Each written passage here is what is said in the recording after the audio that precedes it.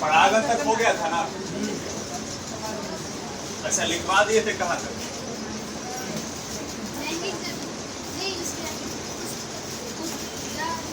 उसके बाद केवल समझाए हैं, केवल टॉपिक चला। देखो, कर्मला में परागन हो गया था, ठीक है, या इसके पहले भी क्लास हुआ उसमें परागन का केस क्लियर है।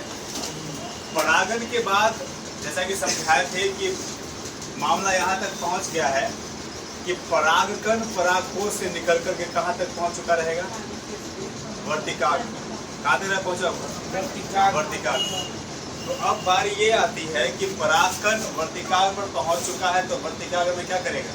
प्रवेश करेगा, और प्रवेश करने के बाद अंडाशय होते हुए, बीजांड होते हुए भ्रूणकोश तक कैसे पहुँचे, समझ गए? तो आज आपको पहले हम वो फूल का ही पिक्चर होगा, लेकिन फूल का बहुत बड़ा इंटरनल पार्ट होगा। आपको ये समझ में आ जाएगा कि निषेचन कहाँ पर जाकर के होता है और कैसे होता है, क्योंकि आपने पढ़ लिया लैंगिक जन्म में तीनों पार्ट बताए थे, निषेचन, पूर्व घटना, निषेचन और पश्च घटना।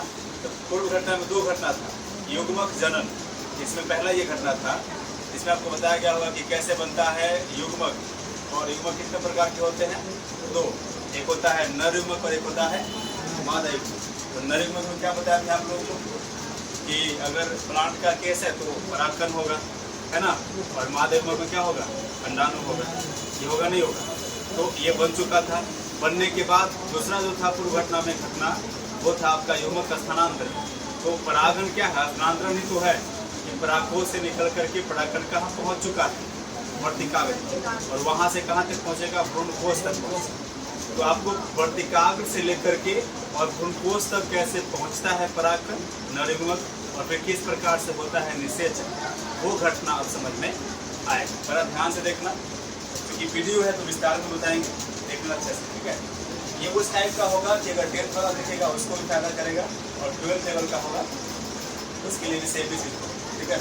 और बड़े ध्यान से देखिए। पहले हम एक पिक्चर बनाएंगे, ठीक है? अब फूल वाले में मैक्सिमम पार्ट वही होता है, केवल इसके अंदर आपको दर्पुंज बाह्य दर्पुंज नहीं दिख रहा, समझ गए? बाकी सारे पार्ट्स होंगे, ठीक है?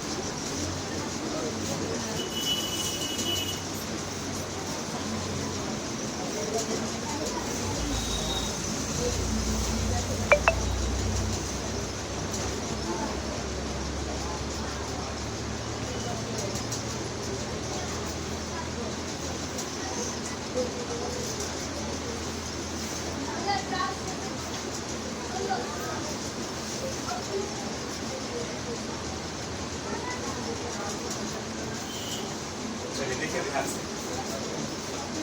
ये दिख रहा है इतना, एक एक करके हम नामाकरण करेंगे, समझ गए?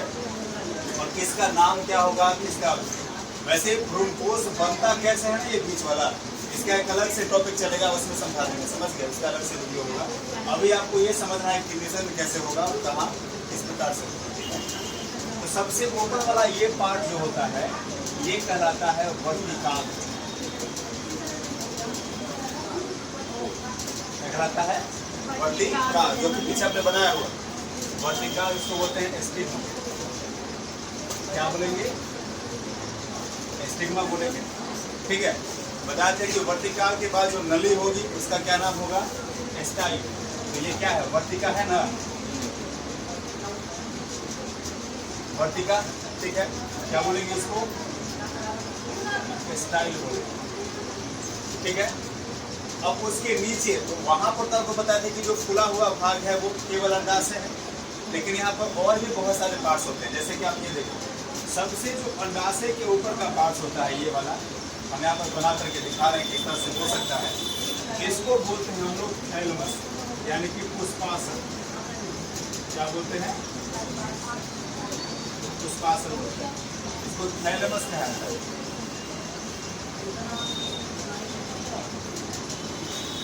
ठीक है, उसके बाद पुष्पासन के अंदर का जो ये पार्ट दिख रहा है ये है अंडाशय। ये क्या है? अंडाशय। इसको बोलते हैं ओवरी। क्या बोलते हैं इसको? ओवरी कहते हैं। अंडाशय के जस्ट नीचे जो पार्ट होता है उसको कहते हैं हम लोग बीजांड। क्या बोलेंगे? बीजांड कहेंगे। ठीक है, इसको ओव्यूल कहा है। ठीक है, और उसके बाद अंदर में ये भ्रूणकोश, इसको हम लोग बोलेंगे क्या? ये है भ्रूण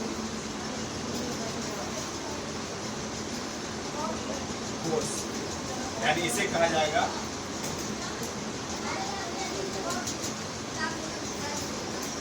एम्ब्रियो सैक।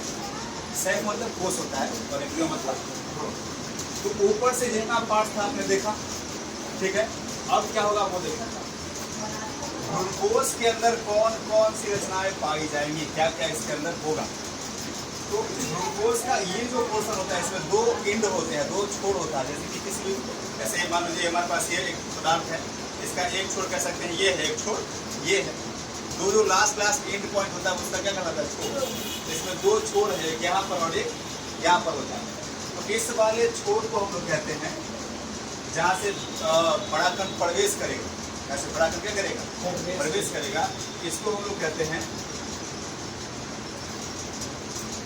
बीजांड द्वार। क्या बोलेंगे इसको? बीजांड द्वार। इसको बोलते हैं माइक्रोपाइलर इंद्र। माइक्रोपाइलर इंड होता है। और ऊपर का जो ये वाला पार्ट है, ये वाला ऊपर का जो ये छोर है, इसको हम बोलते हैं चैलेजल छोर। क्या बोलेंगे? चैलेजल। चैलेजल छोर कहते हैं इसको, और अंग्रेजी में भी सेम ही कहा जाता है, चैलेजल इंड। ठीक है, तो ये प्राइमरी सरफेस हो गया किसी भी फ्लावर। ठीक है, यहाँ तक कोई दिक्कत किसी को नहीं ना?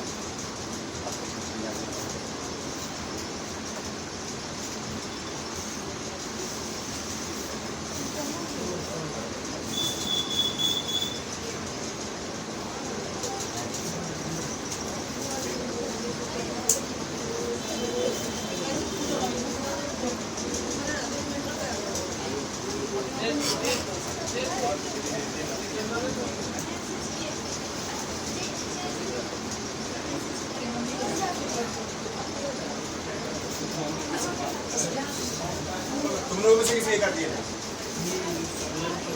इसके तुम्हारे?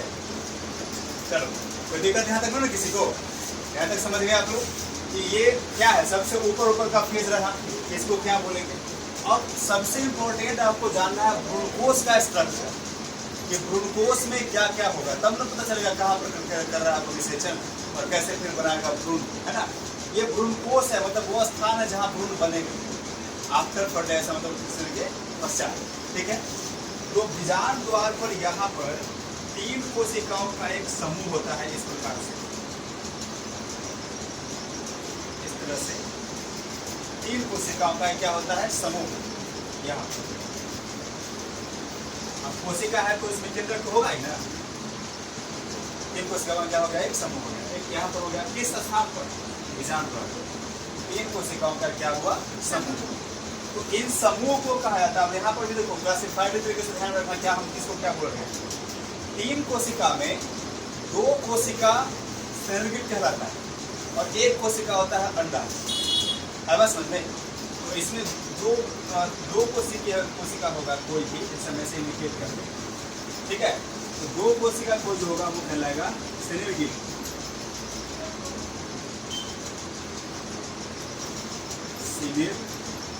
गिड कहेंगे, ठीक है।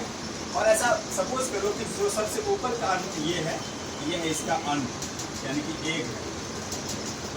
क्या है ये, एग, ठीक है। उसके बाद यहाँ पर दो केंद्रक संयुक्त रूप से होते हैं, बना इस तरह से दो केंद्रक होते हैं, ठीक है। और इन्हें कहा जाता है ध्रुवीय केंद्रक। क्या बोलते हैं इसको, ध्रुवीय केंद्रक कहते हैं, ठीक है। और अंग्रेजी में कहा जाता है पोलर न्यूक्लियाई।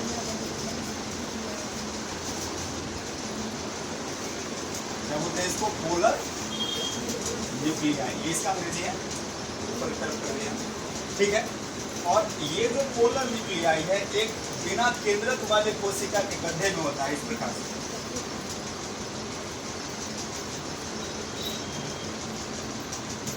इस तरह से एक चपटी कोशिका होती है, इसको कहा जाता है सेंट्रल कोशिका। क्या कहा जाएगा, सेंट्रल कोशिका। तो सेंट्रल नाम अंग्रेजी ही तो है, सेंट्रल मतलब केंद्रीय, है ना। सेंट्रल कोशिका, सेंट्रल सेल बोलेंगे। और इसके सेलुलर छोर पर भी तीन कोशिकाओं का ऐसे एक समूह होता है, ऐसे। और इसको हम लोग कहते हैं, इस वाले को प्रतिव्यासांत कोशिका। प्रतिव्यासांत कोशिका, ठीक है। यानी इसको कहेंगे हम लोग एंटीपोडल सेल।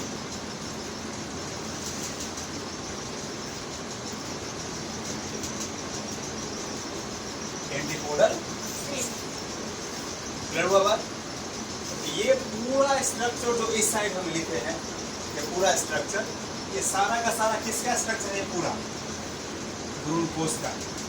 किसका है ये, भ्रूण कोश का, ठीक है। यहाँ तक कोई दिक्कत किसी को नहीं ना। चलो अब कैसे होगा निषेचन वो समझ लीजिए। अगर ये फीमेल पार्ट है फ्लावर का, तो इसी में क्या होगा, इसी से क्या निकल रहेगा साइड से, यूजी को लेकर के परागकोश होगा, नहीं होगा। तो परागकोश होगा तो परागकोश में क्या बना रहेगा, यहाँ पर अगर ऐसे समझ लो आप कि परागकोश है, छोटा सा पार्ट में अगर इस तरह से बनाए हम, तो सपोज करो इस तरह से परागकोश है। तो आपको हम पढ़ा चुके हैं, चतुष्फलकीय होता है, कमंडली होता है। अब अगर ये जब परागकण को निकालेगा तो परागकण निकल करके कहाँ पहुंचेगा बताओ, वर्तिकाल के ऊपर, यहाँ आएगा। तो मान लीजिए यहाँ आ गया परागकण, इस तरह से बहुत सारे परागकण किसके ऊपर आ गए, वर्तिकाल, परागकण आ गए। अब क्या होता है यहाँ पर, ये जो वर्तिकाग्र है ये भी आइडेंटिफाई करता है कि जो परागकण आया है वो हमारी जाति का है कि नहीं। ये भी कास्ट डिस्क्रिमिनेशन करता है। अगर दूसरा जाति का अगर परागकण आ गया तो उसको अंदर एंट्री का अलाउ नहीं होता। जैसे मान लो अगर ये पेड़ हो गुड़हल का, परागकण किसी और प्लांट का आ गया हो तो उसको अंदर आने नहीं दे। इसमें एक वो नेचुरल शक्ति होती है कि इस बात का आइडेंटिफाई कर पाए कि जो आया है परागकण वो उसी जाति का है कि नहीं। आता है समझ में, क्लियर हुआ ना। तो ये पहले आइडेंटिफाई करेगा। उसके बाद वर्तिकाल के ऊपरी भाग से एक तरह का द्रव स्रावित होता है ना, जो किस में लगता है, परागकणों। और आपको हम परागकण का स्ट्रक्चर पढ़ाते तो कहे थे ना कि परागकण के ऊपर 2 लेयर होता है। अंदर में होता है लघु बीजाणु आइस के ऊपर होता है दूगो लेयर, इस तरीके से, तब वो परागकण कहलाता है। इन दोनों छिलका का कोई जरूरत नहीं होता है ही नहीं। जरूरत किसका है? लघु बीजाणु का, बीच वाले। आया समझ में? तो यहाँ पर द्रव स्रावित होता ही इसलिए है कि दोनों छिलका क्या हो जाए, हट जाए। अंदर वाले छिलका का नाम होता है पेक्टोसेलुलोज और बाहर वाले का नाम होता है स्पोरोपोलिन। ये परागकण का स्ट्रक्चर है, जो कि जब चलेगा और विस्तार में तो आप कभी पढ़ाएंगे। तो दोनों छिलकों का जरूरत नहीं है। जरूरत किसका है? जो अंदर में है। कौन है? लघु बीजाणु। तो यहाँ पर दोनों छिलका हट जाएगा और बचेगा केवल क्या? अंदर वाला लघु बीजाणु, और वही प्रवेश करेगा किसमें? वर्तिका में। और वही लघु बीजाणु प्रवेश करेगा और प्रवेश करके इस तरह से होते हुए, ठीक है, ऐसे टर्न होता हुआ और इस तरह से आकर कहाँ प्रवेश करेगा? बीजाणु द्वार से होते हुए कहाँ प्रवेश करेगा? भ्रूण कोश में। ध्यान तक समझ गए बात? अब यहाँ प्रवेश किया, समझ गए? तो इसमें तो मादा युग्मक के होना है अंड, ये वाला, तो उससे जो आया है वो नर युग्मक है। ऑलरेडी इसमें क्या मौजूद है? तो दोनों आपस में क्या होगा? जुड़ेगा, कंबाइन होगा। तो क्या बोलेंगे उसको? निषेचन। वही तो प्रक्रिया होती है ना, कि जब नर युग्मक किससे मिल जाए? मादा युग्मक से, तो क्या कहलाएगा वह प्रक्रिया? निषेचन। तो यहाँ पर क्या हो गया? निषेचन। अब नर युग्मक मादा युग्मक मिला तो क्या हुआ? निषेचन।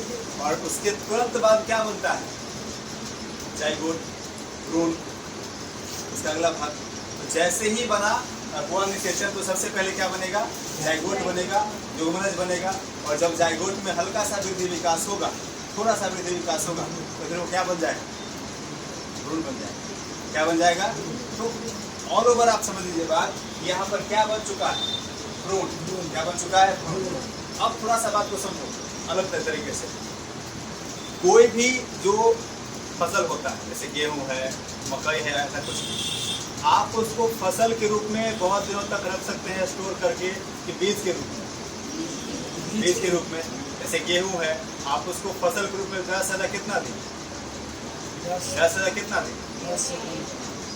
4 से 5 महीना फसल के रूप में। अरे खेत में फसल का मतलब पता होता है, खेत में लगल है, ठीक है ना? तो खेत में लगल है, तो आप कितना दिन तक उसको रख सकते हो? 4 से 5 महीना। फिर आप अगर नहीं भी काटिएगा, खूब पानी पटाएगा, तो वो सूखेगा। हालांकि उसका जीवन क्या हो चुका है? जीवन अवधि समाप्त हो चुका है ना? तो उतना के बाद तो फसल समाप्त हो जाएगा। लेकिन बीज के रूप में आप 200 साल लग सकते हैं, 20 साल रख सकते हैं, 50 साल भी रख सकते हैं, उसको कोई दिक्कत नहीं होने। अगर आपने रखा है सुरक्षित तो ज़्यादा समय तक किसके रूप में रख सकता है? इतना बात क्लियर हो गया। अब अगर बीज के रूप में रह रहा है, तो भ्रूण जो बना हुआ है, वो भ्रूण तो एक जिंदा चीज है, लिविंग थिंग है।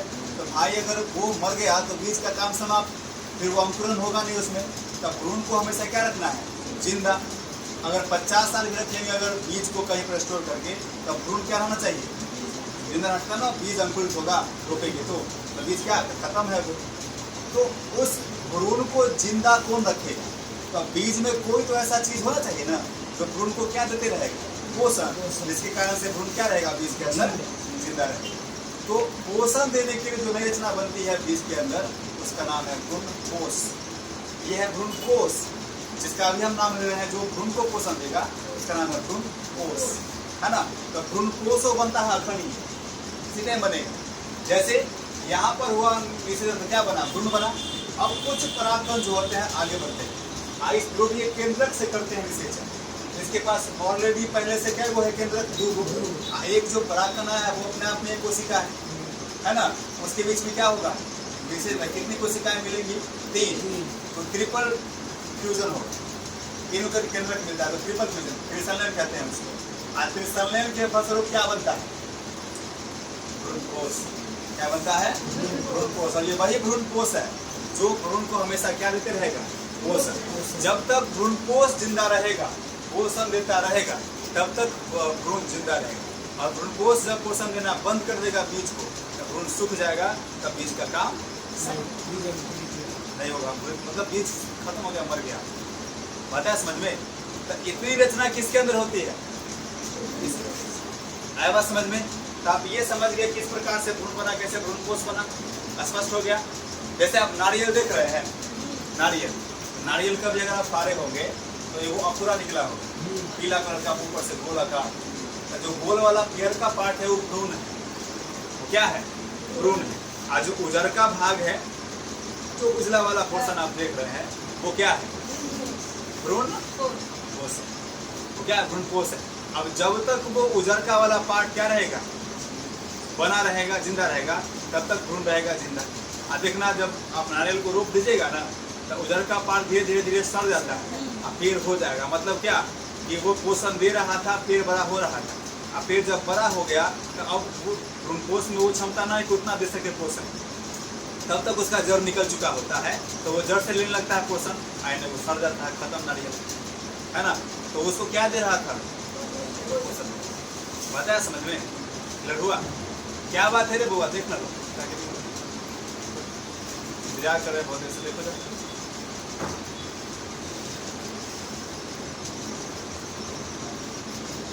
आए देख लो, मिल लो, क्या है, ये जरूरी बात होगा, है ना। लंबा क्लास रहेगा तो बैठी रहेगी ना। बोलिए, यहाँ तक किसी को समस्या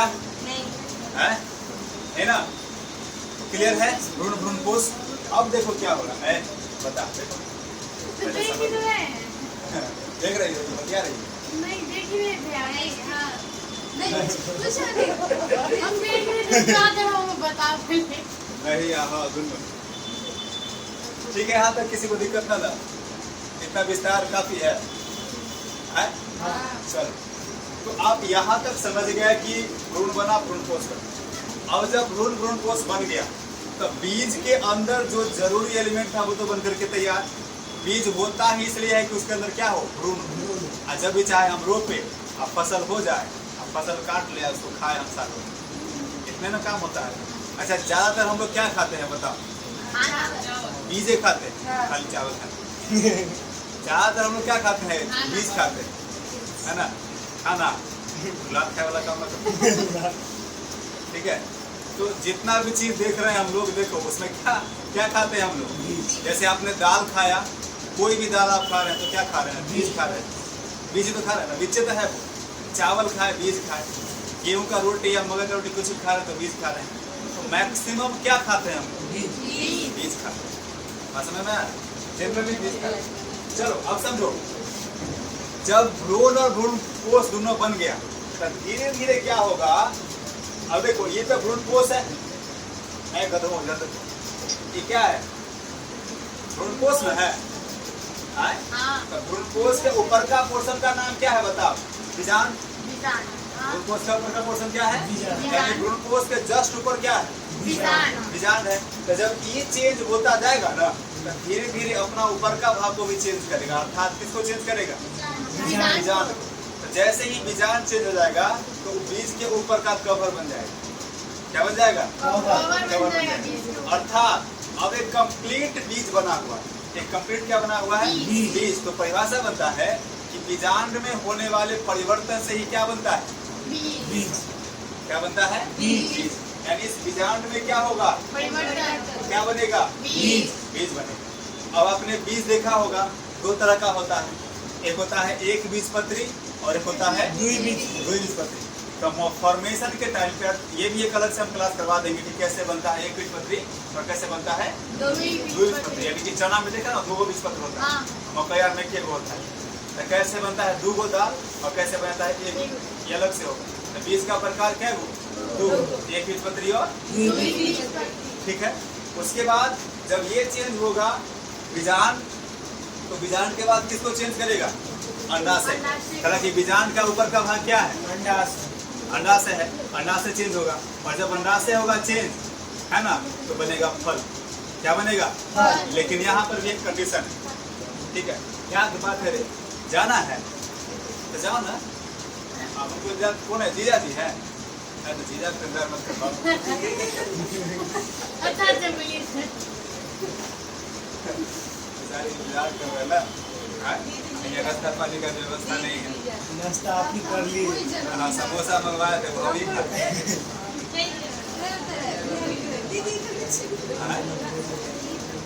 है? नहीं देख सकते दोस्त की चीज अपन जीजा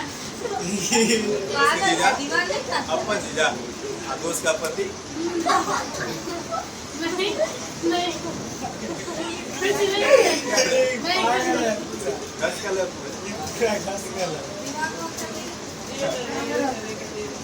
अच्छा चलो इसका ऐसे कि दिल्ली जब से गई है ना बहुत खुश हो गया है। चलिए छोड़िए आते हैं पॉइंट सुनो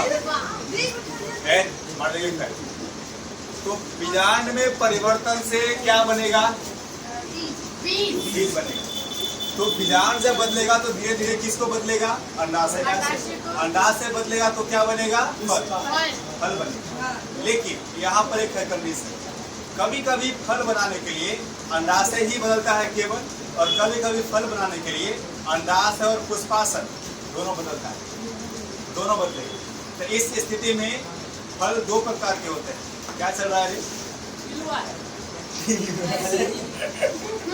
बिलुआ है निकालो कौन है 5 रुपया वाला निकालो निकालो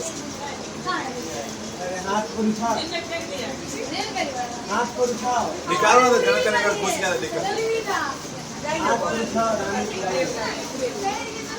हाँ बाहर आ गया छोड़ दो उसको छोड़ दो हाथ पर उठाओ छोड़ दीजिए अब हो गया बात खत्म अरे वो भी एक जीव है वैसे मारने का तो हम ही पीट देते हैं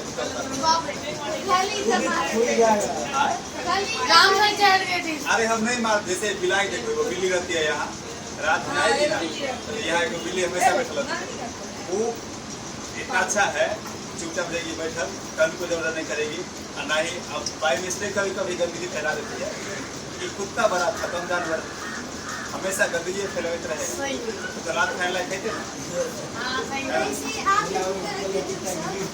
उसको तो कोई चुरा के ले गए चुरा ही लिया उसको मोटा मोटा ना बौली में है अभी बोली में पता नहीं कोई ले गया चुरा लेकिन हम मस्त बना दिया चलो अच्छा मॉडिफाई करवा दिया होगा अरे ईट को ले गया अरे दे दो चलिए सुनिए तो अंडाशय और पुष्पासन के परिवर्तन से क्या बनेगा फल अब देखिए आप फल होते हैं दो प्रकार का एक होता है सत्य फल एक कौन सा फल होगा सत्य फल इसको बोलते हैं ट्रू फ्रूट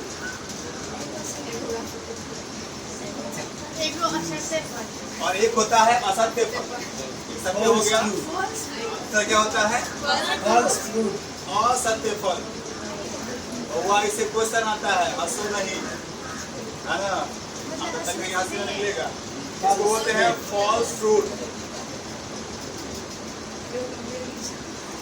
ठीक है असत्य फल का कुछ और भी नाम है जैसे वो असत्य से पूछा जाएगा तो असत्य तो सब समझ जाएगा भाई क्योंकि फेमस वर्ड हो जाएगा इसका कुछ और भी नाम है चेंज करके पूछता है जैसे असत्य फल का ही नाम है ब्राउन फ्रूट रॉन्ग फ्रूट गलत फल असत्य या गलत वाह वो नोबेल पुरस्कार मिला चाहिए घुटना से नीचे चल है ना नाम गया हुआ है असत्य फल का कुछ और नाम क्या क्या है देखिए एक है इसका नाम ऊट फल क्या नाम है ऊट फल एक और नाम है मिथ्या फल मिथ्या फल एक और नाम है आभासी फल इसमें से कोई भी दे सकता आप कोई भी सकता है ये सब किसका नाम है असत्य फल का क्या क्या नाम है बताओ है ना तो अब बात आती है कि अगर कोई फल केवल अंडाशय का बनल होगा केवल किसका बनल होगा होगा तो सत्य होगा जैसे आम अमरूद कटहर बरहर केला ये सब किसका बना हुआ है तो वो सत्य फल है लेकिन जो फल किसका किसका बना हुआ हो जो फल अंडाशय और पुष्पासन प्लस पुष्पासन ठीक है दोनों का बना हुआ हो वो क्या कहलाएगा?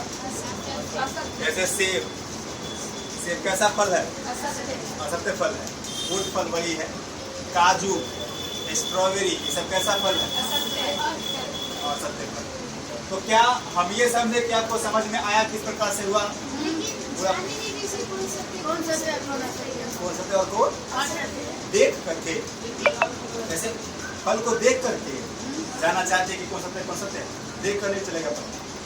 जैसे आपको हम सेब ऐसे रख दिए तब के ना जाएंगे किसका बना हुआ है, तो देख करके पता चलने वाला वो फॉर्मेशन के टाइम चलेगा पता देखने से। मतलब जैसे हमें वो बन रहा है तब बनने में कौन कौन सा पार्ट अपने अंदर वो इंक्लूड कर लिया। अगर खाली अंडाशय को ले रहा है, पुष्पासन को छोड़ दे रहा है, तो क्या कहलाएगा? सत्य फल कहलाएगा। और बनने के टाइम अगर अंडाशय या पुष्पासन दोनों को अपने आप में इंक्लूड कर लिया, जोड़ लिया, तो वो क्या कहलाएगा? बस तो जिस समय वो निर्मित होता है उस टाइम देखने चलेगा पता। बन चुका उस समय कोई करने वाला पता नहीं। आया बात समझ में? अगर देखो इसमें कंफ्यूजन होता है। अगर कोई बोले कि असत्य फल जो होता है वो केवल और केवल पुष्पासन का बना हुआ होगा तो वो गलत बता रहा है, गलत पढ़ा रहा है। कल इसका एक सिंपल बात समझ, अगर केवल पुष्पासन का बना हुआ होगा, अगर सेब वगैरह, तो उसके अंदर बीज ना होना चाहिए। हालांकि बीज कहाँ है? अंडाशय के अंदर। अंडाशय के अंदर बीजांड है, उसके अंदर बीज है। तो अगर अंडाशय ना होगा तो इससे कुछ भी नहीं होगा। तब क्या सेब के अंदर बीज ना होता है? इसका मतलब अंडाशय भी उसके अंदर इंक्लूड है। केवल पुष्पासन का कोई फल नहीं बनता है। पुष्पासन के साथ अंडाशय आएगा तभी फल बनेगा, अन्यथा नहीं बनने वाला। अगर ये दोनों है तो कहलाएगा सत्य, अकेले अंडाशय तो कहलाएगा। कोई दिक्कत यहाँ तक है ना? तो ये पूरा कॉर्स क्लियर हुआ, स्पष्ट हुआ? तो आप एक जगह पर ये पूरा पिक्चर बना करके सारा नाम लिख लीजिए। समझ गए? जल्दी से फटाफट बनाइए, फटाफट नोट डाउन करो, फिर बढ़ेंगे थोड़ा सा आगे। अभी बहुत टाइम है, अभी 6 बजे अपन क्लास तो आप शुरू कर क्या? अगर संस्कृत होता था ना